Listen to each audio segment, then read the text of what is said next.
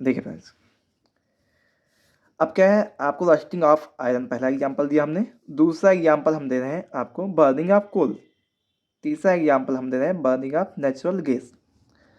अब आपको मालूम है रस्टिंग ऑफ आयरन, क्या बोला हमने, रस्टिंग ऑफ आयरन। इसका मतलब ये है बेटा कि आपको क्या है, कहीं लोहा रखा हुआ है और क्या हुआ, खुले में रखा हुआ है, तो अब उसको क्या मिलेगी, मॉइस्चर मिलेगी, नमी मिलेगी। और आपको मालूम है वहाँ पर क्या है, ऑक्सीजन प्रेजेंस है।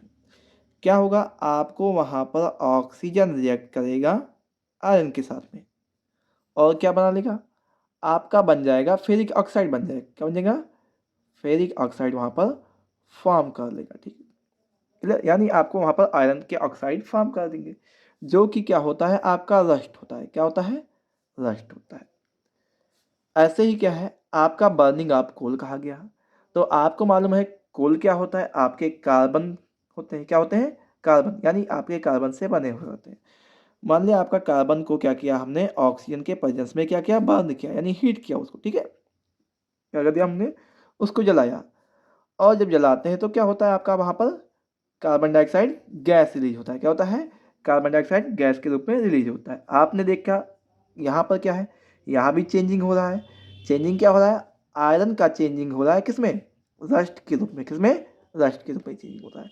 ऐसे ही क्या है, यहाँ पर कोयला था यानी कार्बन था, वो क्या ऑक्सीजन के साथ में जब उसको रिएक्शन करवाया हमने, उसको क्या किया हमने, जिसको बर्न करवाया तो क्या बना, कार्बन डाइऑक्साइड गैस बना। क्या बना, कार्बन डाइऑक्साइड गैस के रूप में आपका वो रिलीज हो गया। ठीक है, तो यानी आपने क्या देखा, यहाँ पर कोल को देखा कार्बन डाइऑक्साइड गैस के रूप में चेंज होता हुआ। ऐसे यहाँ पर क्या है, नेचुरल गैस है। नेचुरल गैस जानते हैं आप लोग, मीथेन कहते हैं। क्या कहते हैं नेचुरल गैस को, मीथेन कहते हैं। CH4 को क्या करते हैं हम, ऑक्सीजन के प्रेजेंस में क्या करते हैं, उसको हीट करते हैं, यानी उसको हम क्या करते हैं, बर्न करवाते हैं। जब बर्न करवाते हैं तो आपको मालूम है क्या होता है, आपको कार्बन डाइऑक्साइड गैस रिलीज होता है, साथ में आपका वाटर मॉलिक्यूल आपके वेपर के रूप में रिलीज होते हैं। क्या होते हैं, वाटर मॉलिक्यूल वेपर के रूप में रिलीज होते हैं।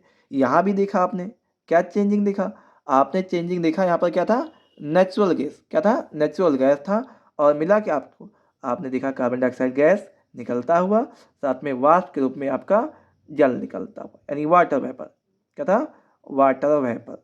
तो इस प्रकार से आप क्या देखते हैं, केमिकल रिएक्शन में देखते हैं changing of substance into a new substance. यानी क्या होता है, आपका सीधा सीधा होता है कि लिख सकते हैं व्हेन ए सब्सटेंस और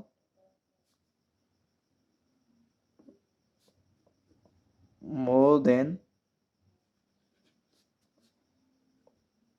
वन सब्सटेंस, यानी एक पदार्थ या एक से अधिक पदार्थ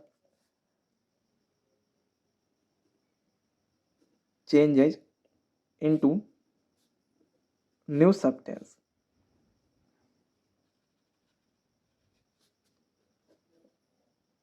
then this process is known as chemical reaction. ठीक है, यानी आपको क्या समझ में आया, आपको समझ में आया जब क्या होता है, कोई पदार्थ, कोई एक पदार्थ या एक से अधिक पदार्थ नए पदार्थ में बदल जाए तो वो प्रक्रिया रासायनिक अभिक्रिया कहलाती है, यानी केमिकल रिएक्शन कहलाती है। तो फाइनली बच्चों, हमने आज केमिकल रिएक्शन के बारे में सीख लिया है कि अगर कोई भी पदार्थ एक नए पदार्थ में परिवर्तन होता है तो वहाँ पर जो प्रक्रिया होती है उसे हम क्या कहते हैं, रासायनिक अभिक्रिया कहते हैं। ठीक, उदाहरण में हमने आपको एग्जाम्पल बताया, rusting of iron, burning of coal, burning of natural gas.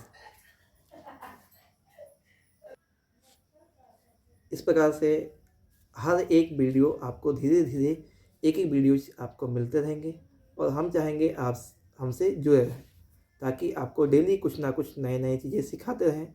और मेरा आपसे एक ही रिक्वेस्ट है बेटा कि जब भी पढ़ें तो आप कोई चीज़ को रटने में मत दें, चीज़ों को साइंस अगर पढ़ना है तो कल्पना करिए और उस कल्पना को आप अपने टॉपिक से जोड़िए। जैसे हमने बताया, आपको क्या बताया, रासायनिक अभिक्रिया क्या है, एक परिवर्तन है। क्या है, एक परिवर्तन है। और बस यहीं पर इस वीडियो को ख़त्म करते हैं। अगले वीडियो में आपको कोई और इसके अगली टॉपिक लेके आएंगे। आपको मालूम है रासायनिक अभिक्रिया के प्रकार हैं, उस प्रकार को लेके आएंगे। कितने टाइप्स की रासायनिक अभिक्रिया हो तो उसको लेके आते हैं। और इनमें अगर कुछ आप सुझाव देना चाहते हैं तो आप कमेंट में सुझाव जरूर दीजिएगा। धन्यवाद।